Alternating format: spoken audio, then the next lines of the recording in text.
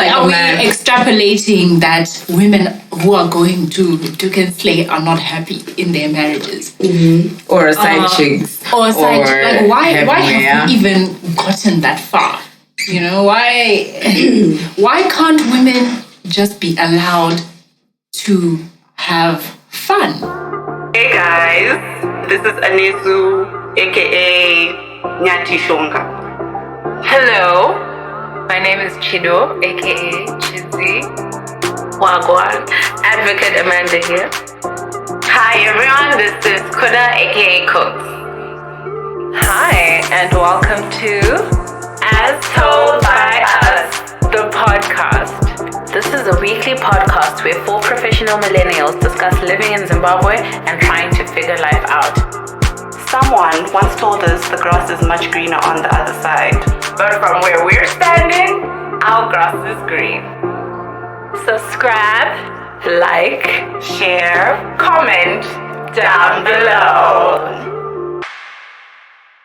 Hello, ladies. Thank you for all the wonderful conversations you bring to the table. Please, may you set up a way for us to support your podcast with donations. Hello, listener. There is a way for you to support us with your donations. Just go check on our socials. You'll find the number. Send all your donations, please, and thank you. Anyway, moving forward, you are much appreciated. Thank you, so are you. My dilemma is around friendship. How do you deal with toxic friends? Do you think there is ever room to cut a person off? And if so, how would you do it? I have a friend I know I need to cut off, but it's very difficult as we have been friends our entire lives. She's extremely toxic and is always causing trouble. Even my mother and other friends have been warning me for years to not associate with her. And I just have a feeling that if I keep her around, one day she will inevitably do something unforgivable. I have tried to express my feelings plainly, but she simply ignores and acts like nothing happened or expects sorry to fit neatly like a band-aid, no matter what she does. Our lives are also linked to a point where cutting her off would mean cutting many other people off, which doesn't sit well with me. Help me, please, in capital letters. Hi, friendships. Please help, good girl. What is she really asking? She wants us to give her the wording of how to cut it off. Yeah, she wants to know, how do you cut them off? Like, our lives are so interlinked. How would I do it? I know I'm supposed to. So maybe she's not asking if I should, but how do you go about the process of cutting somebody off? Do you block? Do you send a message to say, this is why I'm cutting you off? I just want you to know, thank you for the years of friendship. But this is where it ends. And send her a message, at least to make that clear. Do you unfollow? Maybe she'll get the hint there. How do you go about the process of cutting somebody off? She doesn't tell us her why, right? Yeah, she doesn't. She just says friend is toxic and does things where she then wants to apologize after she's done something. Or she thinks sorry is enough. Yeah. I feel like, first and foremost, have you had this chat with your friend? Like, I don't think you've been honest with her. She said I tried to tell her. She said I have tried to express my feelings, but she simply ignores and acts like nothing happened. So she's tried. Personally, I'll just send the message and say, hey, listen, this friendship is not working. But thank you. And leave it alone. I don't think you can. I don't think for somebody that is so interlinked with your life, you can just stop responding or block or whatever. I think at the very least, let me tell you why. So that when she's now going to tell all your other friends that you are no longer friends with her, you have at least some basis for argument if it comes to that. That's what I would do. Hectic. I think for me, I'm a believer of compartmentalization. So I think the reason why you're cutting off your friend is quite important. But to me, it also just sounds like maybe the need for setting certain boundaries and just knowing that this is a friend for this kind of thing, and sort of creating a boundary in spaces where they've betrayed you or showed that this is not a good friend. So if it's someone who's toxic, I don't know, maybe it's relating to your personal life or to your work life, it's just like stop giving them that much access to you. I think the conversation with someone like that is a bit difficult because they always play the victim and not really ever accept that this is me. But then you then become wrong if you keep on opening yourself up to the same kind of toxicity that you're talking about. So it's just like, you know, just be clear about your boundaries with this person and know that this is not the kind of person that's going to change. Yeah. Preach it. Yeah. I think I want to agree with Amma on this as well. Like, I think because she says she's tried before to have a conversation to say, look, this is not working. And it seems this a friend or whatever is insisting on them maintaining some kind of contact. So I don't know, I would just also like cut you off in the sense that you're not going to know what I'm not going to share with you my like milestones. I'm not going to share with you anything that's troubling me or whatever. It's just you're just going to be at arm's length. It's just going to be, if we meet, we're just cordial, but that's it. Yeah. We're not trying to be talking every day on WhatsApp. We're not kikiing on WhatsApp. We're not sending each other Instagram memes. We're not doing that. We're just, you know. What if, say, one of their other mutuals, say I tell Anesu something, I'm trying to cut off Chiro. I tell Anesu tells Chiro. Chiro now comes back and says, oh, Anesu told me that. No.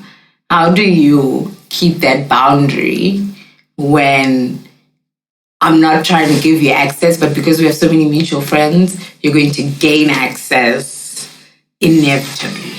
And now I have to either share it with you or just say, no, they weren't supposed to tell you, or just say, oh, no, it's fine, don't worry about it. You know, like, how do you do that when you have so many mutuals who I'm assuming you would share? Like, if I tell them Nessie something and she tells Chiro, I'm not going to be like, oh, why you tell Chiro? Because we're all friends.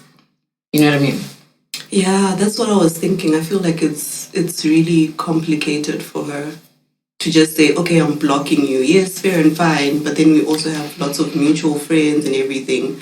But because she said her friends, her family, her mom, and everyone else is telling her, you need to do this, I feel like you also need to include those mutuals. Okay, guys, yeah, we know we've been friends since we were kids, but yeah, I'm not really, talking to so-and-so right now. Yeah. Because if you don't include everyone else, they will continuously try to tell you what the other person is doing and vice versa. So that one is tricky, but you know what you need to do. At the end of the day, you know it needs to be done. I kind of feel like it's the same. Breakups with friendships are the same to me, or similar with boyfriends. However, you're going to tell your dude you don't want to be with him anymore, just tell her, I don't want to be with you anymore. Like, I don't know. Like, I feel like it's a relationship, right? In any case, don't overcomplicate it by thinking, oh, because we're friends. Mate, if you don't like it anymore, you have to do it. Just cut it. Yeah. I guess now the problem is the method. That's why she's asking, how do you go about it? I think she'll put a magic samba. If all methods are failing, go on the popular platform. Come to the podcast. Like, I still never streams because tell us I don't understand. I feel like tell us the whole story. Like, just like air it out. Come back with your dilemma. Tell us everything. Yeah. Then I think if she listens, she'll find out that She'll figure it out. Also donate to our podcast. Yeah. No, guys, but seriously, donate to the podcast. How can you ask us how do you donate? Every episode tells you how to donate. What are you talking about? Do you listen? It's okay, never mind. Just donate, please. Donate Donate. Thank you. Donate. We're cool kids. I don't know about cool kids, but we're nice people. You know, we deserve nice things. 0778-103-171. That's our inbox. Repeat it, please. 0778-103-171. I think we should start doing like radio where we say this like every 2 minutes. We want chicken in. We also want to eat chicken in. Okay. Today's topic is Duke Slay. Speaking of Maisha Samba. So I don't know when was Duke Slay? Last week, 2 weeks ago? I think it was last week. A few weeks ago, there was an event called Duke Slay. I'm going to not assume that everybody knows what Duke Slay is. But what it is that it is a coming together of women. I was going to say females, but I'm not entirely sure that's correct. So of women, all right? It was held at the National Sports Stadium, wherein they were how many people? 13,770 according to H Metro, which was a record. There were 13,000 women all in one place, gathered together. Do you know if I was some kind of nuclear dude and I had a missile? What? If you were a person, no, but think about this, right? If I was a red pillar, right? I was part of the group, and I knew that there was going to be at least 10K of you in one place. I don't know about my mind.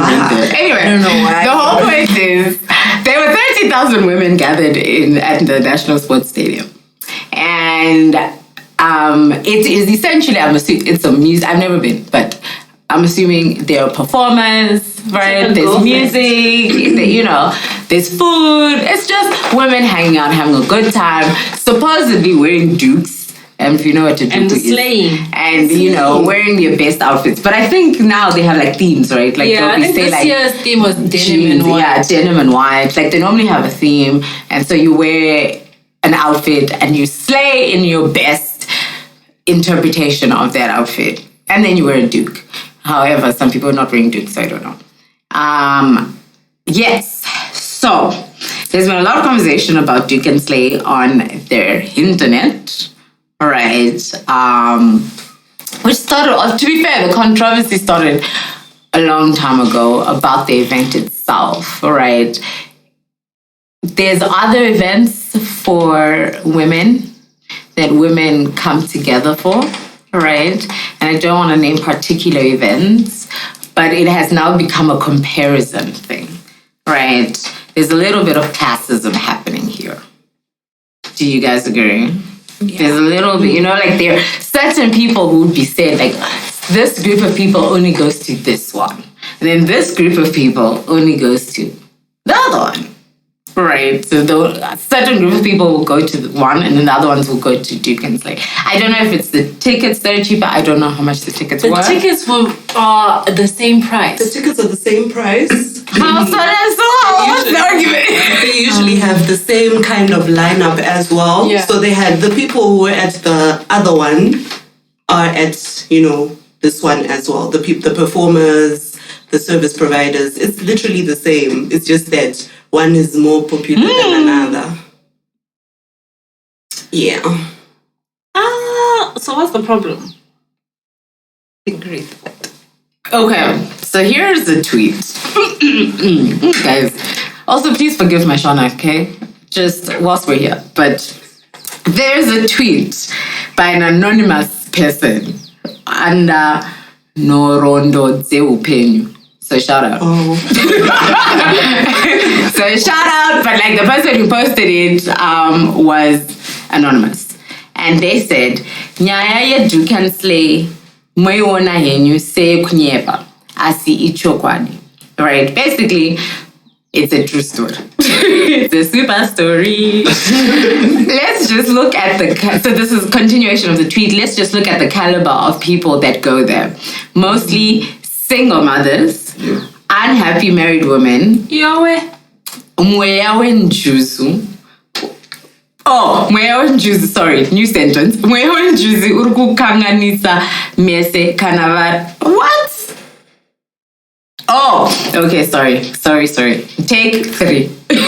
Mweya wenjuzu urukuku unganidzai mese kanavari vaskana. My side chicks and unhappy girlfriends, right? So essentially, there's a spirit that's bringing all of y'all together, and you're all unhappy, right? To you is a place of comfort, but spiritually, you are under marine world, working in the name of Mafaro. The happy and loved ones don't go there. It's a place for Manjuzu. So, Manjuzu, right, is a mermaid. And you know how there's always like, I don't know, like folk tales of the spirits of mermaids and the underwater, and I thought and the Manjuzu was a good thing. I thought it makes you pretty. And like it gives you luck and it brings you like that's what I always thought Manjuzu does. Like people go buy it because it brings you luck and makes you pretty, or the people want you, you're irresistible. How are we now unhappy? Yeah, that's a loaded tweet, man. Like I don't know, I feel like there's a lot of First and foremost, I feel like this is a man. I was about to say exactly that feels like a man who's because why like are we extrapolating that women who are going to Doek Slay are not happy in their marriages? Or side chicks. Or side like why have we even gotten that far? Why can't women just be allowed to have fun? I think his person went and she had a good time.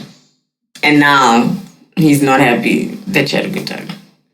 I was asking some guys I know, like, what is it, why are guys so upset that there was such a huge turnout at Doek Slay?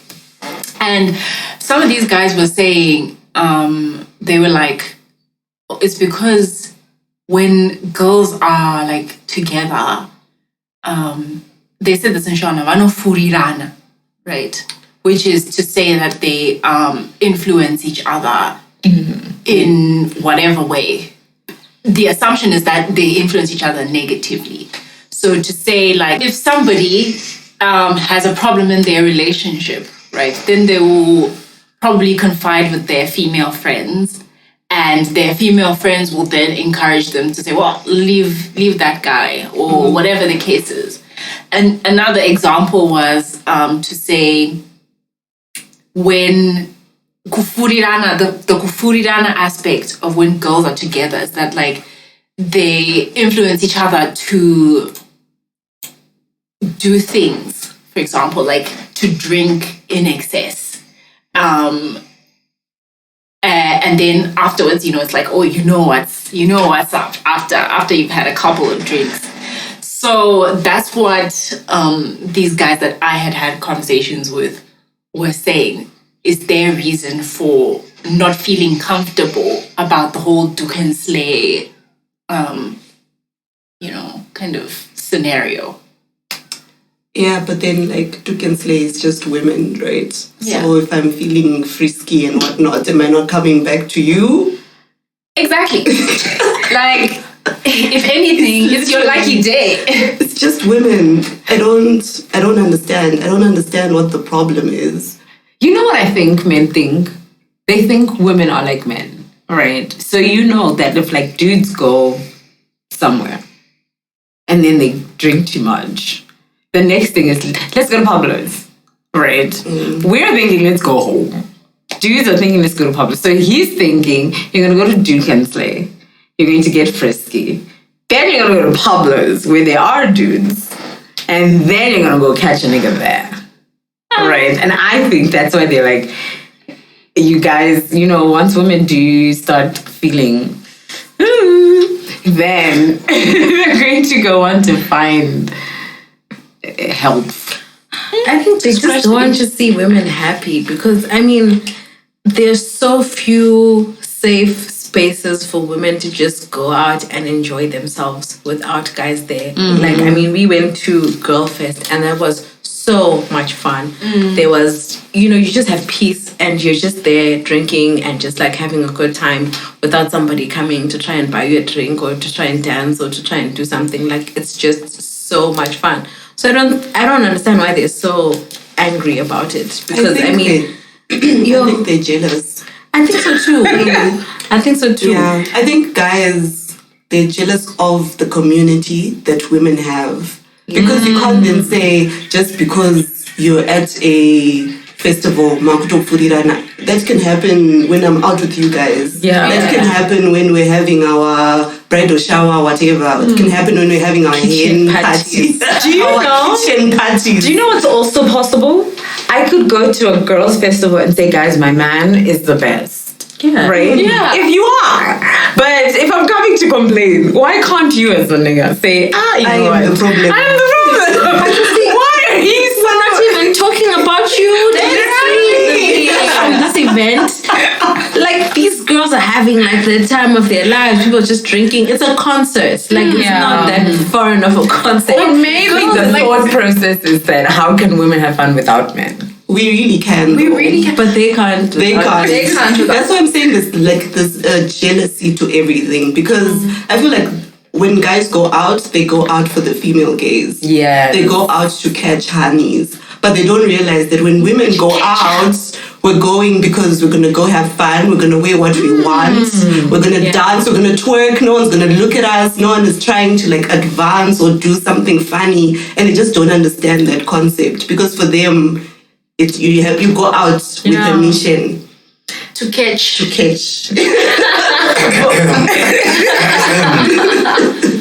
Hi guys. Are you here to just confirm that this is what you'll be doing? No, I have a lot of pushback, but no, I'm just joking. First of all, just to support your point, honestly, it's like I don't think Han would have to wait for Doek Slay to get fully rod or whatever. Like in a WhatsApp group, like that can just happen. It can happen anywhere. Kubasa. So like I feel like it's null and void. Then I think there's sort of a divide. Now this is just speaking as like a nigga, right? Just as a man, right? So there's a bit of a divide. On one side, there's going to be these Shadaya type, incel type, patriarchy, warrior type dudes who just don't want to see women have fun or just be in a space and having a good time without them. It's more of an ownership thing, insecurities, just everything you mentioned, like, they'll just assume that maybe the next move is she's going to get frisky and whatnot.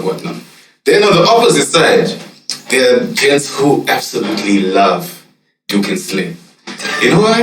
Because sometimes they just want time to themselves.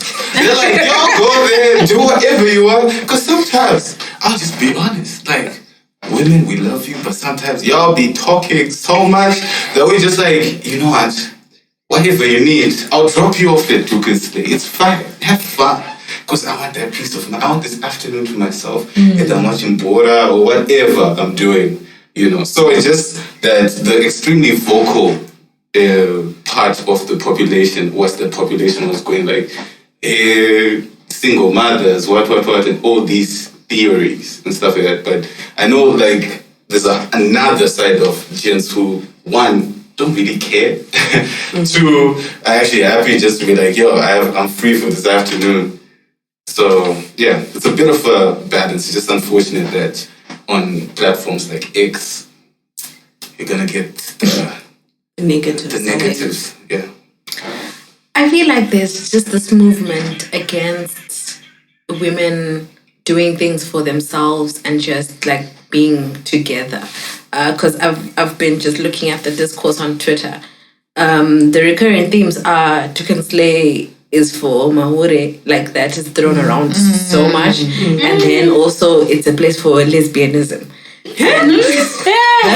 No, like for real. Lesbianism. Yeah, it's like you guys are teaching each other lesbianism or whatever. I think there's been So why is it so hard for Zimbabweans to just accept that women can come together without rubbing part of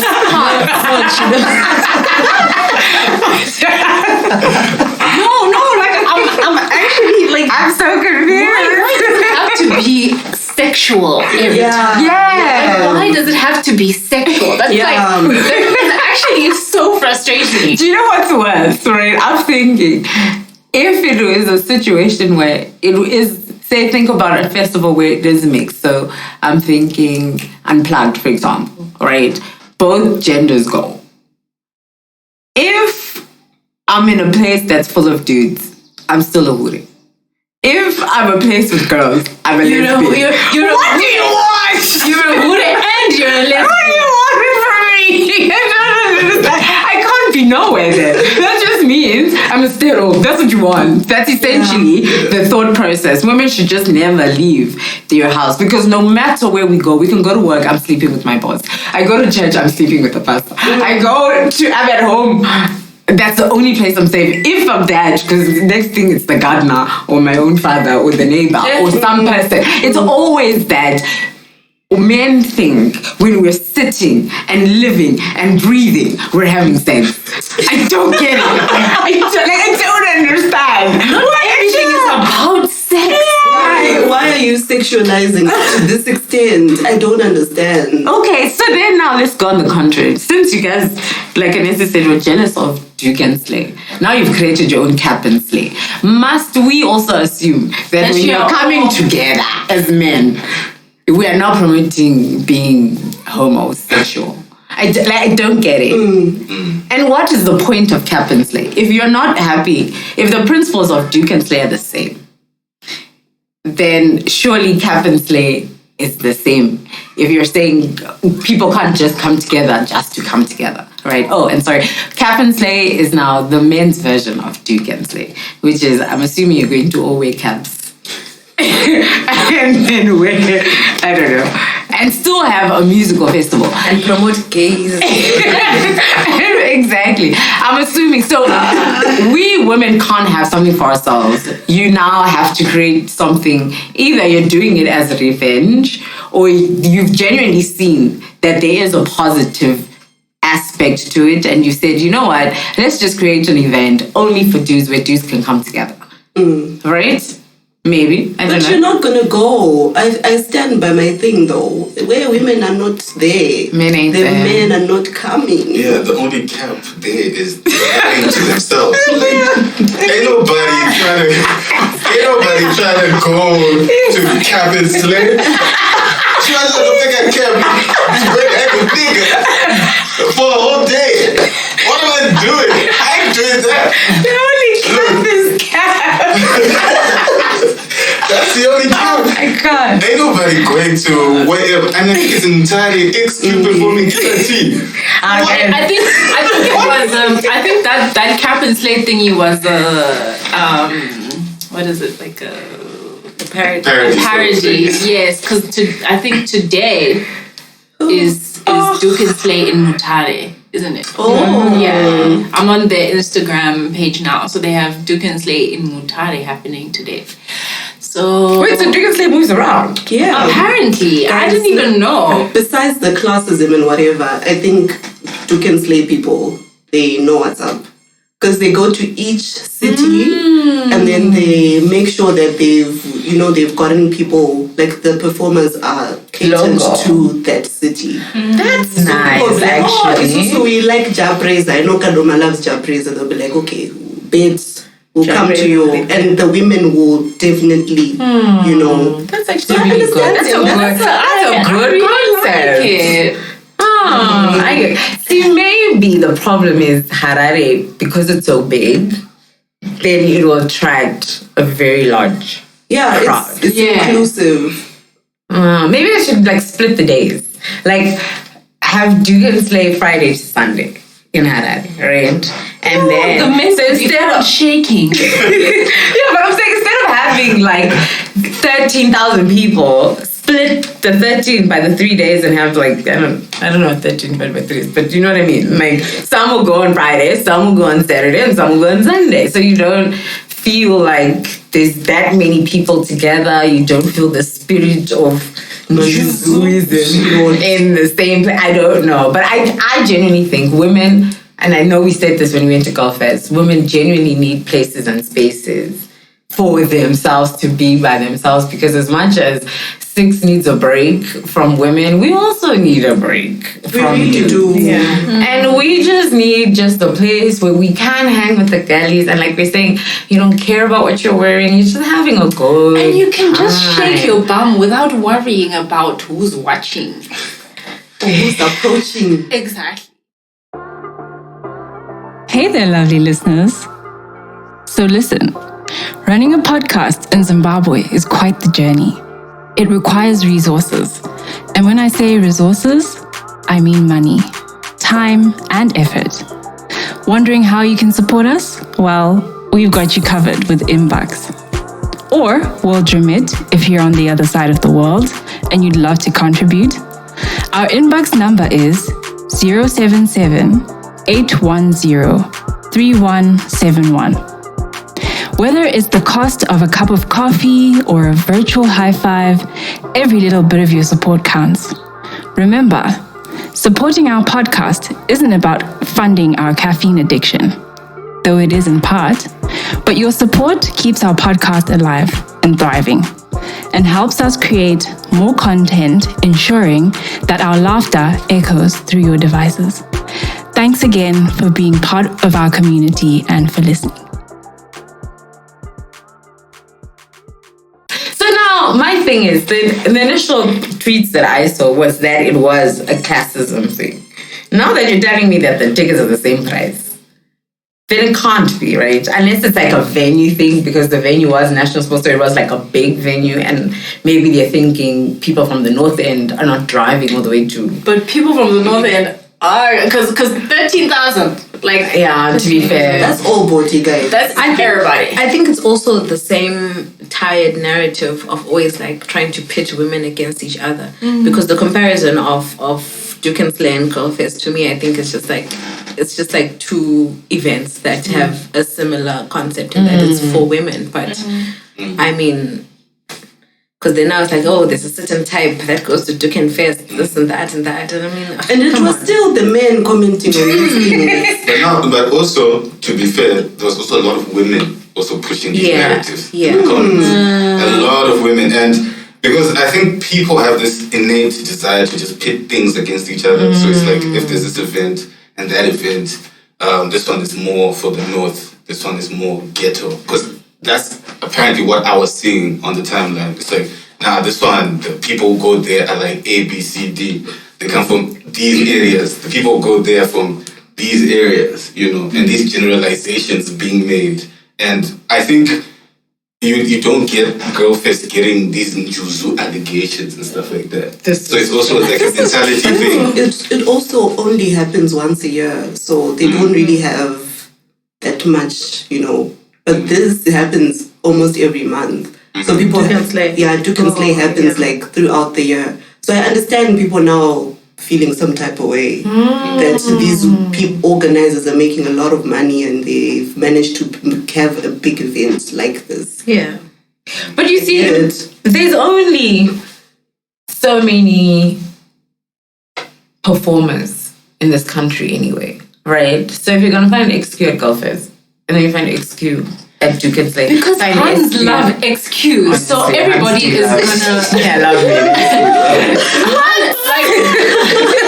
The lineup is even more or less the same. That's what I'm Takura, XQ. Yeah, Holy 10, you're gonna get the same. Killer T, you're gonna get the same. It's the same. You're just gonna get the same. Oh my god, there's a guy's name just left my head, but like... Confused. Baya. What's his name? I'm so sorry I forgot you. Anyway, you too. But in my mind, right, it's the same. We only have so many performers, right? And when I decide to go to a festival, no matter what it is, I look at the lineup. I look at who's coming. Because if I don't like the people this year, I'm not going. I'm not going because I have a spirit sitting on me. I'm not going because I don't like who's performing. Like, if they had given me the lineup that I like, and I like a specific type of lineup, if you give me that, I'm going. It doesn't matter where you tell me to show up. I'm going to show up. And if the lineup doesn't work for me, even if it's next door, I'm not coming. I'll hear the music from the side. So I don't know. I just think I don't like the narrative, and I don't like that there's the comparison between the two sides. I can't. Now that I actually know more about it, I promise you, we started this conversation, I don't know very much about Doek Slay. But now the more I'm like, it's not adding up. You guys are not, it's not adding up. I'm so sorry. Women can go and have a good time and it's not sexual. Thank you. Plus, I think it's we're in a festival season. Like, there's so many festivals going on. So even with this, there's a 263 Culture Fest. Yes, I saw that. And then this Jacaranda. And then there was this whole, like, Jacaranda versus 263 I saw that. So it's just like Yeah. Because, like, whenever they were announcing for Jacaranda Festival, then it was like 263 Culture would now announce an act. And then it was like, woo. These guys have the better act. And it's like... And the narratives was now... Does 263 happen every year? Nah. No. Is this the first time? I think second. I'm not mistaken. Yeah, I've never heard of it. So what's the narrative now? Who's going to 263? Yeah, so it was now becoming those chats, so you could see if you're bringing these artists and it's this certain type of person who's gonna go Ogo. And then I think there's like elitism, like sort of vibe. I've noticed that as well. I feel like Harare is very toxic. Yeah. Y'all need to go. Cut out Harare. Honestly, I don't get how it's always this specific thing must be for the elite or the seemingly elite. Like, you know how they have been opening KFCs everywhere, and then people in Borodale were like, how can you open a KFC in Kuwatsana of all places without opening one here? Really? Yeah. And they were like, y'all better make sure we have a KFC in Borodale. You guys have fuel. You can drive to South Arabia, man. No, they said you make sure you have a KFC in Borodale because you can't be opening it up in all these places and not giving us one.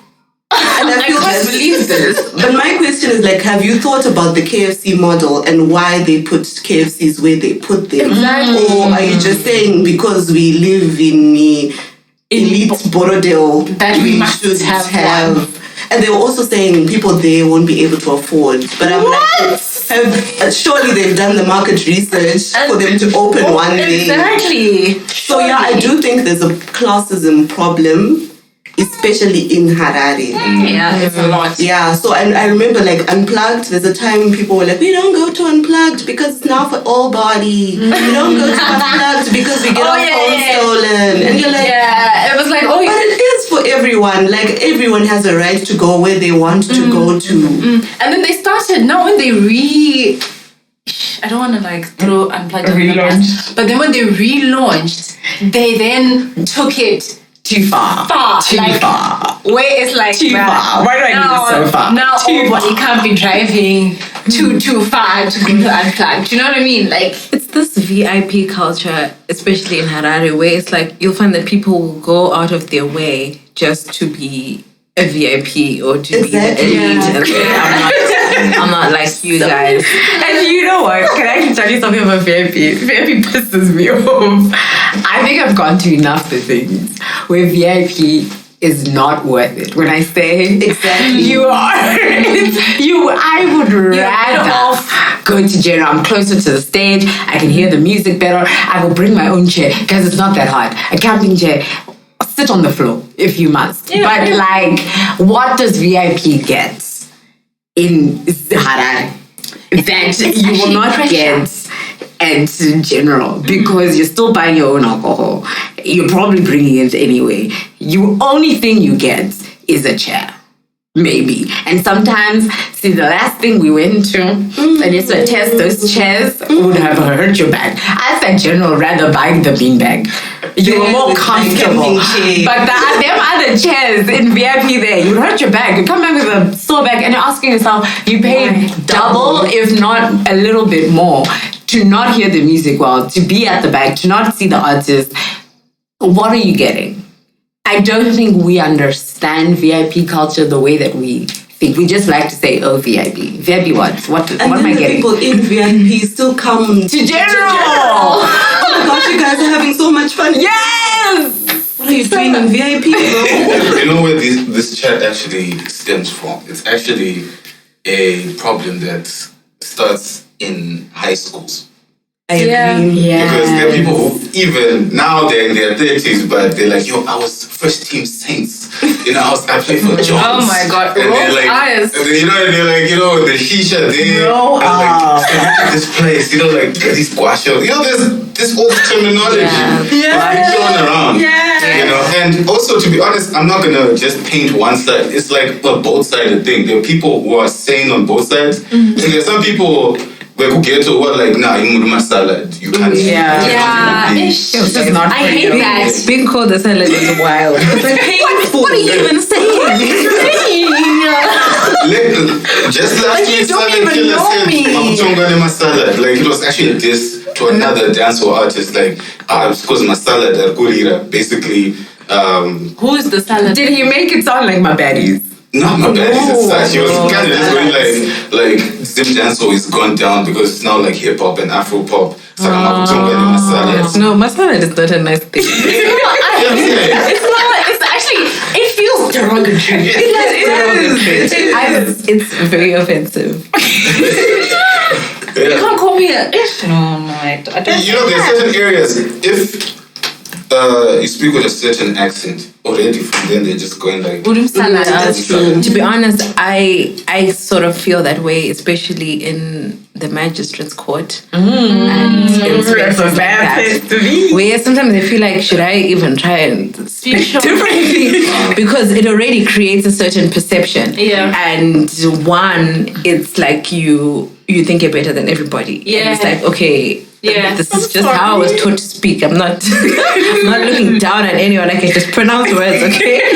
But it becomes like a thing where you actually have to go through that barrier to have some sense of humanity. And Zim is You raise a good point. Because when I started working, like I wasn't very good at like street lingo. But then when I started working with government officers, you can walk in there and say, like good morning. Good morning, how are you? They're out. They won't treat you. I don't know. They just won't. They take just you won't seriously. So at some point, like I had to be like, okay, baby girl, if you want your work done, you actually need to code switch. I can't walk in there with my heels and, oh, hi, how are you? Oh, has this been done? Done. Writing letters. Oh, you have to go there. Wani, what do you say? You know, like, you have to create like a familial, just so they take you seriously, so that they'd be like, oh no, I'll like, but can I actually want to take it a step further? I get it, high school, sharp. I actually think it goes deeper than that. I think it starts, the root is even family-wise. I think it goes, I think even in families, there's such a divide, right? That like, some cousins just don't play with you. The rich cousins. Some cousins just don't want nothing. You know what I mean? The rich cousins will come and they won't do the dishes because they're the rich cousins. Yeah, but you see, then there's the other side, where the other ones that are not the rich cousins are also like, you go visit them and they're like, you know, she's still there. Like, if we want to go play outside, can you play outside? Can you hang? Can you play? It's so sad. I actually think it goes deeper than that, but I think Harare itself has, like you guys are saying, has such a us and them mentality, and it's like, why? It's all love, guys. It's all love. So I'll speak from like the music industry perspective. there's actually a divide. They call it north of Samora, south of Samora. Yeah. Right? And they're like, if you're a north rapper, there's certain topics where they don't want to hear you there. They're like, why are you commenting on this? Like, I don't live in Zimbabwe, you know?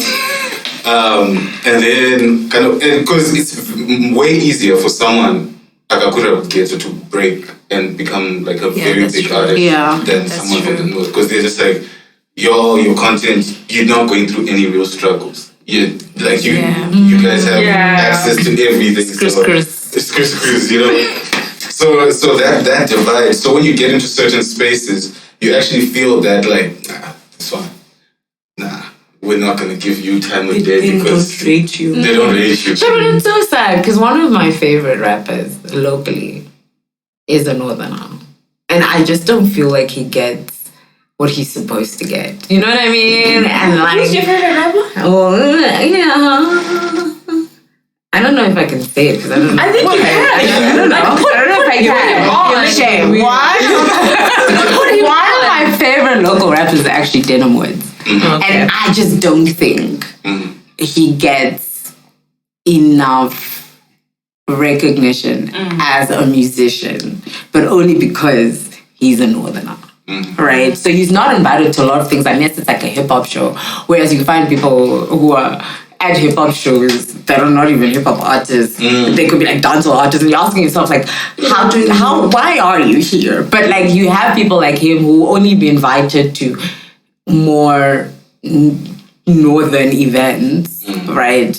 And half the time, most of the things are not even, I can't even say it's a southern northern event, it just is an event. It's just a music. It's just a music thing, exactly. But even then, he still doesn't get because his raps are mostly in English, and he's now trying. Like he does a lot of raps now in China. He's done a little bit even in French, bro. Like he's trying. Like my boy's trying. But like you guys, just please go stream Denim Woods. Thank you. And I also think people should actually just be okay with just the differences.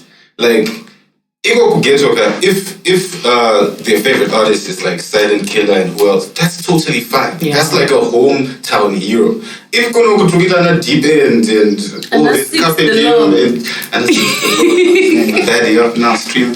Anyway, do you think it's like an American thing? Because I'm thinking like, think about like all of your favorite rappers always talk about like, oh, I came from the ghetto, I came from like the Bronx, I came from the whatevers, right? Like we struggled through, right? And we sold drugs on the streets and I got shot how many times? And you know, like I came from real struggle, and now we just think that you have to struggle to be a rapper, and then you have other rappers that maybe don't get the same recognition, even in America, just because they didn't have, you know, middle class, upper middle class vibes. You know what I've actually come to find out is this North thing is like in every country. It's like the North of, there's always a divide. So if you go to SA, you'd have like Anna Dales, EGC, then you'd have like the other guys like Anas, Java, MT, etc. who are from the South. And then you have an artist like RIP, AKA, who actually had to be like, yo, I'm from the North, but then I have to actually appeal, you know, did a lot of collaborations and integrate, you know. So it's really like, sometimes people they just decide, no, we don't like you. You're from this side, doesn't make sense. Some artists actually have to make concessions then go like, okay, I'm actually going to spend time in the South, learn the lingo, integrate the lingo, you know. I want to throw in a dissenting opinion a little bit. I think it's a matter of relatability. Because people who come from the South or whatever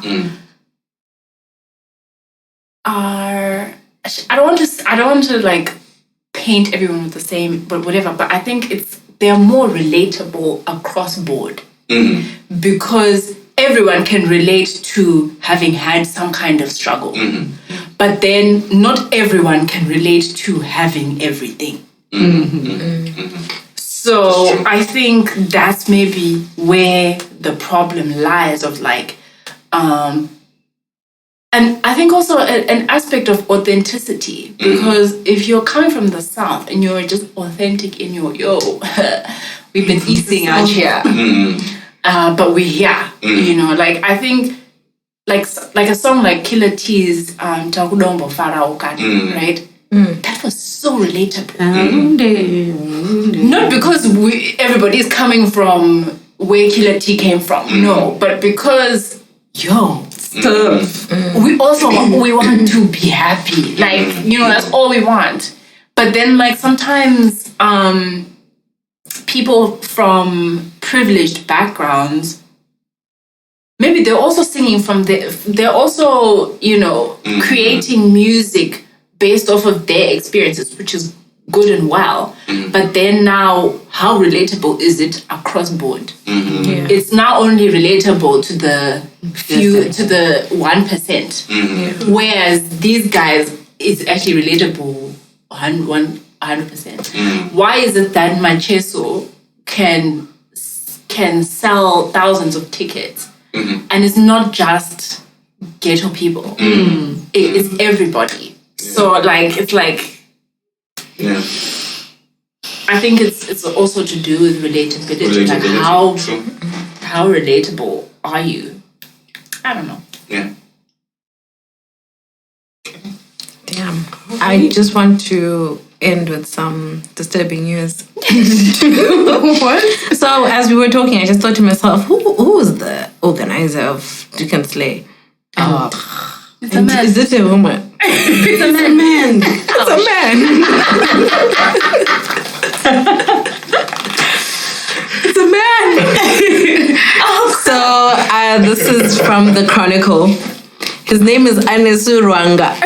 He's the event organizer, and he was inspired to create the event after growing up in an environment where his mother was restricted in every aspect of her life. She wasn't allowed to do many things, and going to church was her only outing. Even going to the shops, she was restricted, and my father did the grocery. Ranga said, "This inspired me to create an event that celebrates women and their freedom, where they can express themselves and have fun." Thank you, Anesu. But it's the fact that you're a man. I think he needs to go and tell people. Now he needs to go tell his little friends that let the women have fun. Because his little friends are the problem. His little friends out there are the ones talking about, hey, it's for the hoes, it's for the manjuzus. But really, that's like such a genuine reason for having it. And it's so true. Like, just the concept of women having fun is so strange, especially mothers. Because once you have because I think I saw a few women actually had babies or kids there, and people just like went at them. And it's like, you know, once you have a child, everyone expects you, that's it. That's you. It's just you taking care of the baby. If you're seen having fun, where's your child? And there's so much. No, for real. And there's so much. And you know what? I'm actually thinking the fact that she couldn't have said baby daddy or take the kid. She had to go with the child. Go with the child. Even the dude wasn't trying to stay with his own kid. So I think he needs to tell his friends that this is why it's there, because clearly they don't get it. But like a glorification of the struggle culture in Zim. Yeah. People just want people to be suffering, you know. So especially women must suffer. Anyway, thank you for listening to another episode of As Told by Us. Remember, inbox. Thanks.